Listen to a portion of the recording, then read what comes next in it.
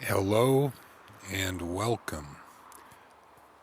This is the third episode of a talk series I'm doing. Last episode, we talked about my film quite a bit. That's currently in pre-production. This episode, we might talk a little more about that, and probably look more about film in general. We spent a lot of time on one specific one, but let's see. The word of the day is simpatico. It's a little Spanglish. Well, not really Spanglish, because it's actually a Spanish word, but it's one of those actual Spanish words that have been incorporated into the English or American lexicon. I had an interesting thought last night. I was watching a film called Adaptation, one of my favorites of all time, by the writer Charlie Kaufman and directed by Spike Jonze, starring Nicolas Cage. Something I noticed about it that I hadn't noticed a whole lot is how he kind of well, first of all, it's a great film. If you haven't seen it, you should check it out. But Kaufman peppers this kind of dry humor all throughout this kind of it's this meta character study of himself that also turns into a kind of really dramatic action as it goes on. It's a good film. Yeah, but his dry humor, I never noticed that. It reminded me of the way Kubrick, Kubrick. I mean, sure there's a right way to, however he preferred it. I think a lot of people say it either way. But Kubrick, he did the same thing, even with his darkest films. If you have the eyes for it, you see that he put a lot of humor in his films. It was just either dark or dry. So it didn't go noticed a lot, except for maybe in Doctor Strangelove, which was actually a comedy. Yeah, so this episode we're just going to kind of wing it a little bit, just to keep the momentum going, and yeah, we're gonna try to think of some interesting things to talk about.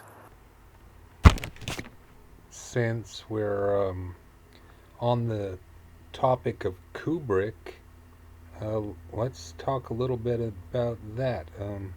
Doctor Strangelove. That was a good film. Um, I don't know how many of you guys saw it. It was pretty popular, a classic. Um, about a nuclear war, a potential nuclear war threat between Russia and America, and yeah, it was a really good film, really funny. Again, the humor, even for a slapstick comedy, Kubrick was kind of dry, even in his slapstick stuff, if that makes sense. What else? I've always wondered about that film. Uh, if it was a metaphor for something going on in Kubrick's life, you know. Um, if you're familiar with him, his body of work, uh, he was incredibly cerebral, and I mean the man was a freakish genius. He had 200 something IQ, uh, but so I always feel like his films had many layers, and at at one of the layers of any of his films, I think he was trying to work through some idea or experience in his life, and couldn't help but wonder, well, what drew him to that story of a, a missile crisis? And I wonder if it was some kind of apotheosis in his life, um, the dropping of the bombs and everything. Or maybe he just thought it would make for a really great film, which it did. Either way, it's an interesting question. But I can't reference Kubrick without feeling obliged to also talk somewhat about David Lynch, who is also another one of my. I admire his body of work greatly, and so much so that it really is hard to say if I prefer uh, one of his films over uh, the other.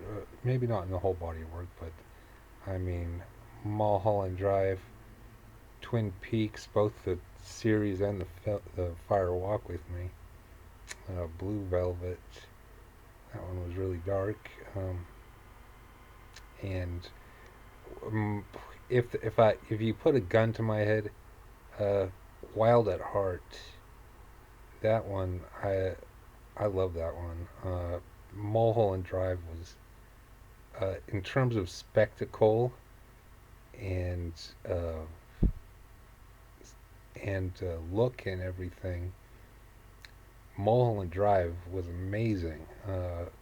But Wild at Heart, that really, I don't know, something about it. I really like that one. Again, well, you see a theme here. Nicolas Cage film. Started out talking about adaptation. Now Wild at Heart. So you can probably tell I'm a fan of his as well. What did I like about it?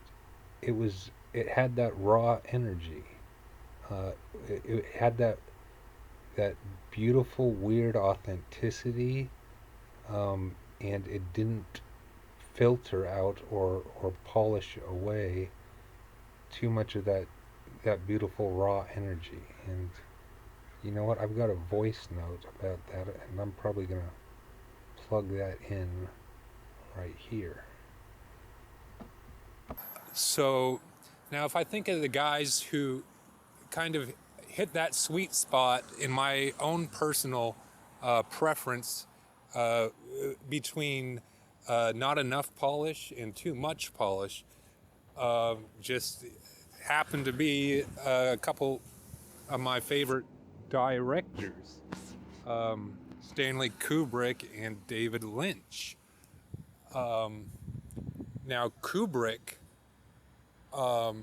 made these huge sprawling films that were so loaded with substance and art, the way his cinematography, the way he shot.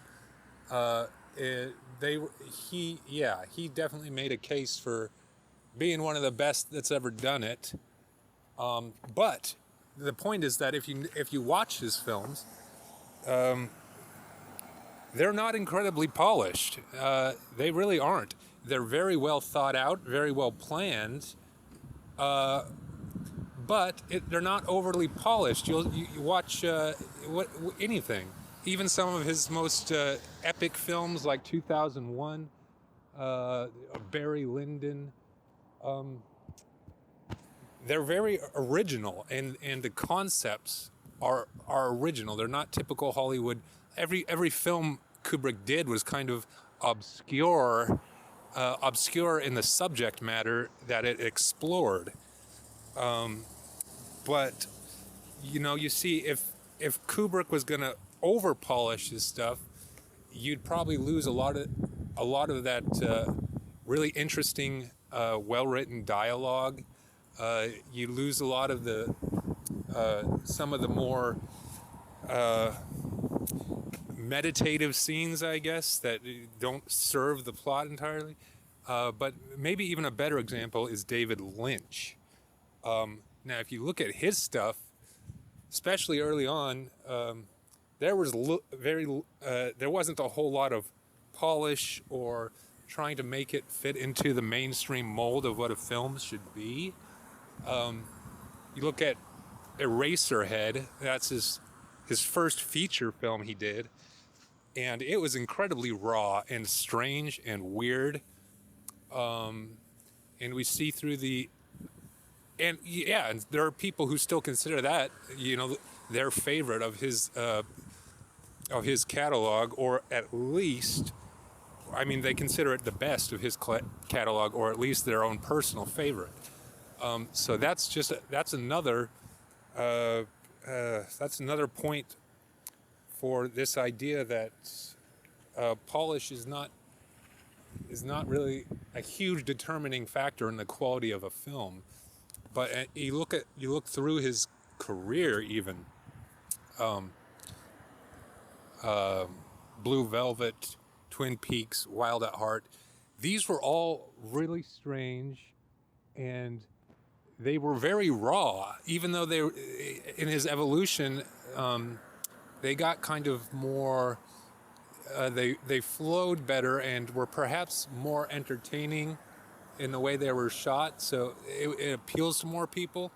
But you think, like, I don't know, you think Blue Velvet, and then you compare it with Mulholland Drive, and those two films are quite far apart in terms of their release, at least a decade.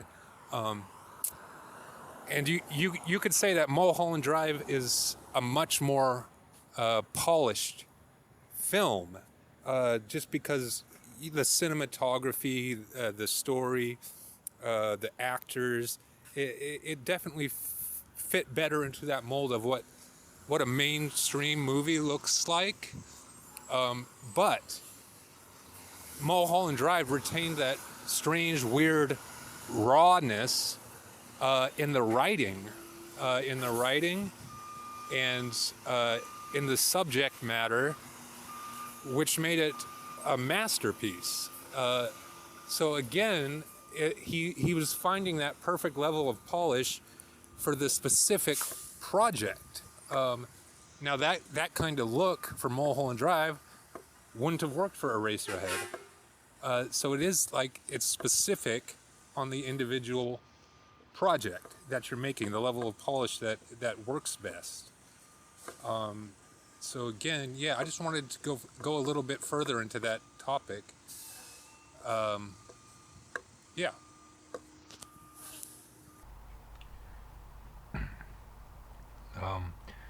One particular thing that I like about Lynch, some of his films, is this kind of look of, when I think Lynch, a lot of people think like warehouses, industrial things, weird surrealism. But when I think of Lynch, I think like Twin Peaks. I think, yeah, all of his stuff, but I think nature. Like Lynch used a lot of nature in his stuff, and he the way he used saturation of the colors was really interesting, and the way he would shoot dark scenes, and scenes that were more well lit. Um, there was just something about it. It it had its own energy, and I mean the scene that I think about um, when I think about the way he used color and saturation is in Blue Velvet. Uh, I think it was towards the end of the film. He saw the small winged one. Jetzt женщина что-то делает со The мной. robin outside outside the window. Um, Lynch using a little symbolism there. You know, robins represent um, good fortune. Um, what else do they represent? They represent good things, uh, good things on the horizon, I believe. Yeah, so there are a lot of things that I like about Lynch. Again, like when I say Lynch and Kubrick are two of my favorites, like they are two of my favorites, but I see them as they're two guys who mastered filmmaking, but with kind of complementary approaches. Kubrick was like a master planner. He was like the chess master that's above the whole thing, strategizing, planning. Um, and Lynch was like he was operating from some kind of weird organic creative space inside of himself. I think yeah, a lot of right. He was just kind of he used jazz soundtracks a lot in some of his films, and the way that he made films was a lot like jazz. It was very kind of spontaneous, on of course on top of lots of planning, but he used a lot of spontaneity and surrealism and interesting interesting stuff in all the different aspects in the dialogue in the look in the acting. Um, so yeah, that's interesting. You got those two guys who um, wildly different approaches, and they both managed to um, create a pretty pretty amazing body of work. Um, so there you go. That's maybe something to think about for yourself. There's never just one, especially in the world of arts. I mean, man, there's never just one way to do anything. There's always multiple approaches, and the thing is, here's here's a little tip. It's kind of obvious, but an approach that you kind of resonate with or speaks to yourself, your soul. Um, for example, one that is more spontaneous, maybe like a more spontaneous, off the cuff approach, and you like actors to improvise their dialogue and stuff, or maybe you like it. You're super detail oriented. It's like you've built a castle. Your film and your script is this huge castle, whereas Lynch was like I don't know, he was building a mud hut or something. I don't know what you'd say, but uh, no, because his films had a massive amount of planning too, but the ideas were just coming from a more spontaneous, creative place instead of a logical planning. Um, and it's not to say that one's better than the other. It's what Kubrick and Lynch kind of illustrated is if you find the thing that speaks to you, the approach that feels good, that's probably the one to uh, that's probably the one to try out because guess what? Any approach you do, you're gonna get better at it the more you practice it or focus on it. So why would you start out at an approach that is not? It's like it may work for a lot of people, but maybe it's not compatible with whatever your sensibilities are. Um, all goes, all this stuff goes back to the idea of authenticity, um, and that's why I I've gravitated to that idea. It opens up a lot of stuff that you can do internally and externally. Um,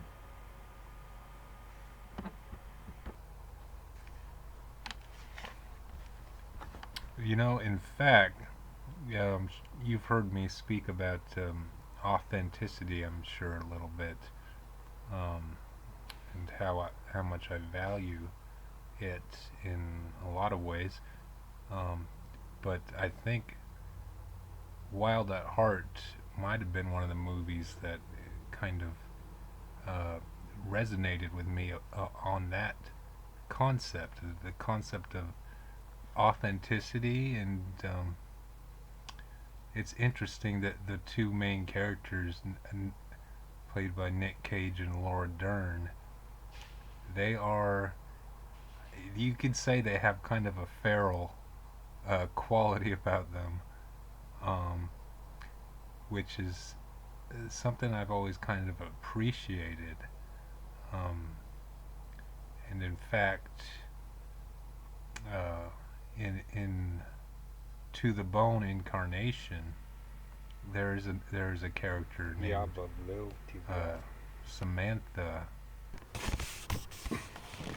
and a scene which is supposed to kind of, it contrasts elegance and ferality, and I've always thought that's an interesting contrast, because it's um, I value both those qualities, both in myself and others. That's an interesting thing. I like playing with contrasts a lot. I mean, I think most, or if not all, the great filmmakers um, kind of they master contrast to one degree or another. When you're talking about the best filmmakers of all time, it's only a question of how much they have mastered it, not whether they have. I just want to say I chose to talk about film in general in this one a little. Well, not really in general, kind of my specific tastes and thoughts in it. Mostly because the last episode was mostly talking about my film, so I figured I should talk about some of the influences I've had over my life, things that have inspired me, and they're still things that inspire me. These days, I get inspired by people, certain individuals, you know, um, wherever they may be. Of course, art and film and stuff. Still, I love. It's few and far between. And maybe it's just because I've seen so many throughout my life, but it's been a while. I've seen a really, really great film. Not too long, a year or so. I don't see as much stuff as I used to. More in the creative mode. But anyways, I think this was a good episode. It was more um, freewheeling this time. Um, so maybe I don't know. Maybe you liked that. Maybe you thought it was a little bit of a ramble, a little meandering.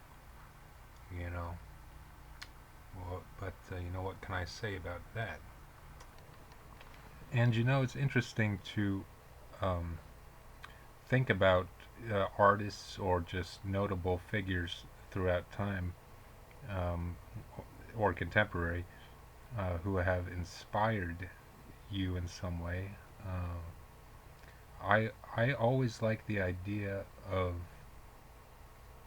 uh, being able to meet the people who inspire you. Of course, many of them throughout history have passed on, but the ones that are still with us, um, I think that's always a great idea to meet the people who inspire you in some way, whether it's through their art or just through their energy as a being. And with that, um, call that the episode. And thank you for listening. I hope to see you soon.